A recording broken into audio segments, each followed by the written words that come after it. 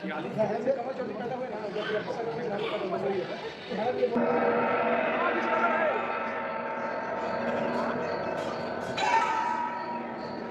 चित्र बना हुआ है, नहीं लगी हुई है बस।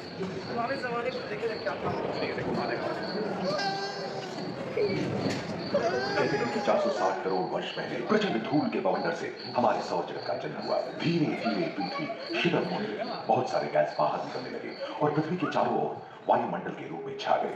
इन गैसों ने बिजली की कड़क और बादलों की गरज से मिलकर एमाइनो एसिड का निर्माण किया।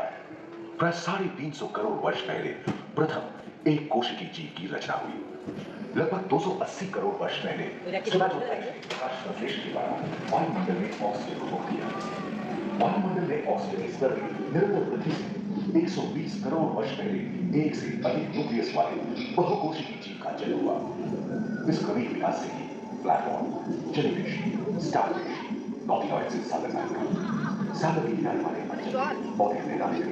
बहुत तेजी से विभिन्न प्रजातियों की मछलियां विकसित हुई। यहाँ जो विशाल मछली दिख रही है उसका नाम है डार्विनोस्टस। लगभग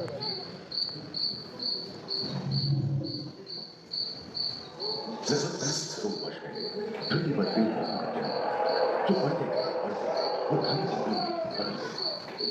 घूम, मकड़े, आदि पंखहीन पतंग एवं एपियोस्टेगा जैसे उभयचर प्राणियों का आविर्भाव हुआ।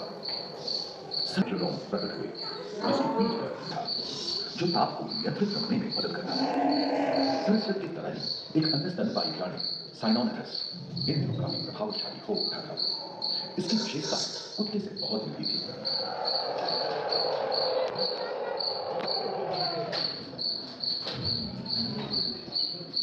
प्राय 1 मीटर तक पंख फैलाने में सक्षम साथ ही एवं बिच्छू पृथ्वी के चारों ओर खेल रहे थे। धरती पर पाए जाने वाले अधिकांश कोयले कार्बन बेस युग के मृत पौधे से उत्पन्न हुए थे, जो कि धरती के अंदर दब गए थे। उन दिनों पृथ्वी के 1/3 हिस्से में एकमात्र प्रदेश था जिसे पैंजिया कहा जाता था। जलवायु गर्म रहती थी। भूभाग पर प्रागैतिहासिक सरीसृपों का ही शासन था।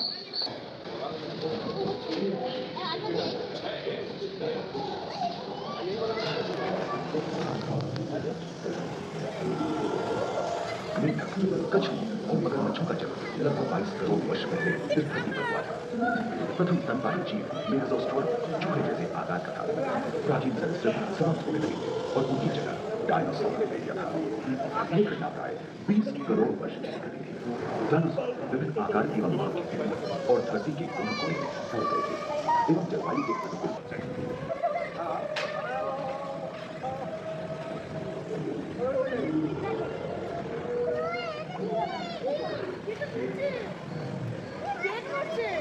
कुछ 4 पैरों से चलते थे तो स्फेनोफाइसिस 2 पैर वाले डायनासोर।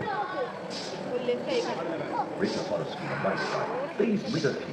क्रिटेशियस युग का प्रथम चरण तक डायनासोर के लिए स्वर्णिम युग रहा। जलवायु में नदी की मौजूदगी से पृथ्वी पेड़ पौधों से भर उठी थी।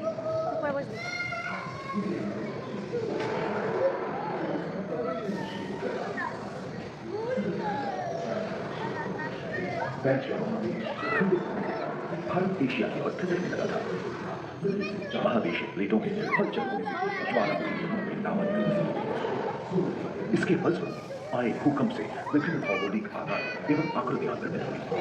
डायनासोर के गुफा के पास की तरह एक अंग हुआ करता था। गैनीमाइट्स एवं ओविराप्टर जैसे छोटे डायनासोर तो ओलंपिक के 3 धावकों की तरह दौड़ सकते थे।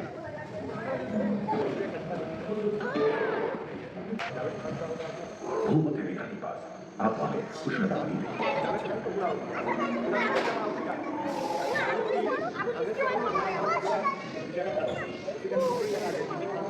एकाग्र महादेश में जीव जंतुओं का विकास स्वतंत्र रूप से शुरू हुआ। सबसे पहले पुष्प वाले पौधे धरती पर विकसित हुए एवं परागण के लिए पतंगों के साथ संपर्क स्थापित हुआ। वे तेजी से धरती पर बढ़ने लगे। इसी समय पहली बार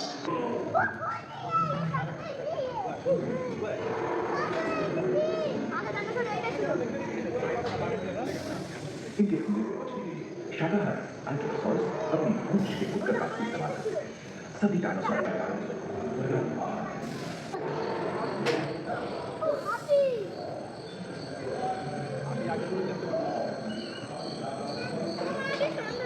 डायनासोर के विलुप्त होने के बाद घोड़दौड़ पर स्तनपायी आहार को मदद होने लगा। छोटे छोटे स्तनपायी प्राणी बड़े आकार में बदल गए। इसी तरह बड़े बड़े शाकाहारी एवं मांसाहारी स्तनपायी प्राणी धरती पर नजर आने लगे। विश्व के कई हिस्से हाथी के पूर्वज कैमल और घोड़े के पूर्वज यवगिबस की उत्पत्ति हुई, जो आज के हाथी और घोड़े में रूपांतरित हुए। लेमूर, टर्सियर जैसे प्राइमेट भी इसी युग में पैदा हुए। खोखले अस्थियों वाले आज के दिनों के पक्षी इन्हीं दोनों जन्मे थे। डायाट्राइमा बड़े एवं पूर्णिम अक्षम पक्षी उन जगहों में रहते थे जहां मांसाहारी बड़े स्तनपायी प्राणी नहीं मिलते थे।